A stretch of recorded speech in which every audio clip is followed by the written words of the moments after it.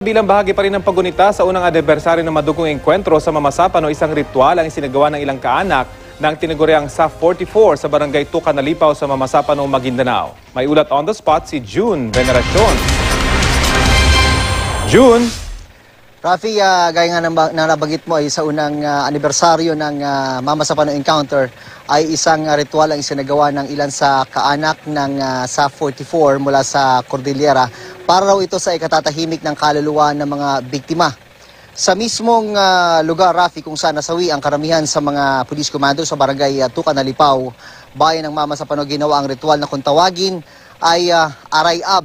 Ito ang ritual ng mga taga-Cordillera para tawagin ang mga kaluluwa para umuwi na.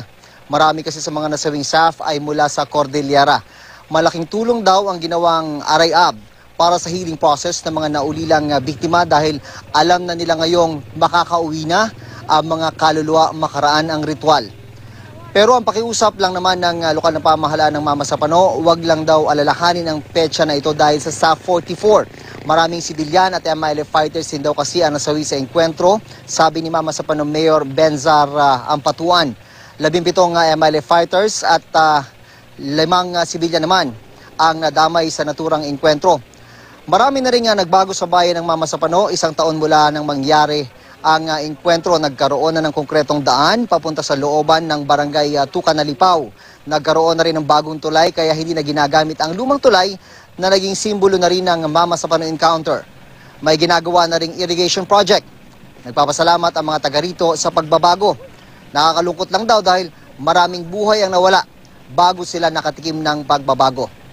Narito naman ang bahagi ng ilan sa aming mga nakapanayam sa bayan ng Mamasapano. Tuloy-tuloy namin in-engage yung mga tao rito para sa ganon mawala na yung mga hindi magandang nangyayari. In fact, in coordination with the local government units, dito concentrated yung mga projects. So that's part of the healing process na ginagawa natin. Nakakalungkot nga lang kasi ang napapansin lang is yung SAF. Hindi ko naman sinasabing huwag pansinin, but sana pati din naman yung sibilan. Mas lalo especially yung sibil, wala naman silang kinalaman doon sa nangyari. Pero nadamay sila.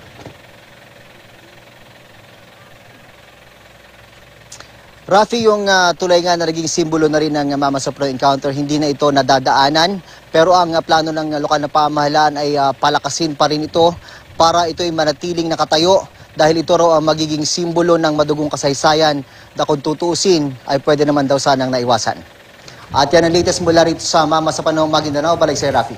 Jun, yun nga sana itatanong ko kung talagang pananatilihin nila yung lumang tulay na yon. So, ayun ba lalagyan pa ng marker para maging permanenteng simbolo ika nga dyan sa lugar na yan, bagamat meron na ngang bagong tulay dun sa area, June? Ang memorial, hindi wala silang planong gumawa ng memorial, Rafi. Pero itong tulay na ito, napunta ka rin naman dito, medyo mahina na yung mga ilang parte nito. Kaya yun yung gustong gawin ngayon ng lokal na pamahalaan. Yung mga mahihinang parte ay tanggalin at palitan ng mas matitibay na kahoy para mapanatili sa lugar na yon yung tulay na naging simbolo nga ng madugong Mamasapano Encounter. Yung tulay na yon ay, Rafi, ay halos ilang metro lang din ang layo mula dun sa bagong tulay naman na naipagawa sa barangay Tucanalipaw kung saan dumadaan na ngayon yung mga farmers at daladala yung kanilang mga harvest mula dun sa rice field at dun sa ibang lugar pa, lalo na dun sa cornfield, Rafi, kung saan na-pin down nga yung karamihan sa mga miyembro ng Special Action Force, Rafi. Jun, may balita ba na kung dadagdagan pa yung tulay sa area? Kasi alam naman natin na marami talaga yung sangasangang ilog dyan. Isa lang yung tulay na naipagawa sa ngayon, pero dadagdagan pa kaya yan para makapasok pa hanggang sa looban? Alam natin marami pa rin maisan sa looban yan na June. Ang pagkakaalam ko, ang ginagawa ngayon na Rafi ay yung irrigation project. Yun yung ongoing project ngayon. At kung doon sa mga ibang tulay, yan sana inaasahan ng lokal na pamahalaan na sana magtuloy-tuloy pa yung pagbuhos ng tulong sa kanila. Hindi lang daw sana dito sa Mamasapano, maging sa iba pang mga lugar dito sa kanilang probinsya na talaga namang nangangailangan ng tulong. Yun nga lang talaga sabi ng mga residente rito, nakakalungkot dahil napansin lang daw sila mula nung mangyari ang Mamasapano Encounter noong nakaraang taon, Rafi. Okay, maraming salamat, June Veneracion.